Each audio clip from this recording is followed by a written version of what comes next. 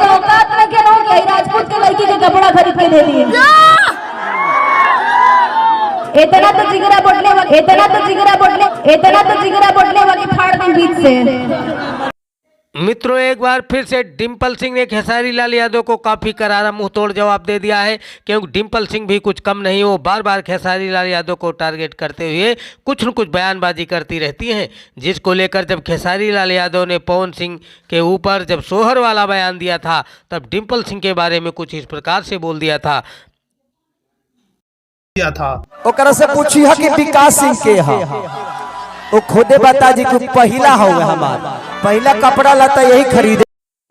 इसी stage show के दरमियान जब डिम्पल सिंह को किसी ने उकसा दिया तो खेसारी लाल यादव को बहुत ही खरी खोटी बातें सुना डाली।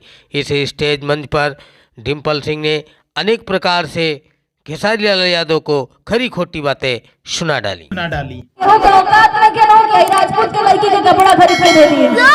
इतना तो जिगरा बोटले वाली फाड़ दी बीच से।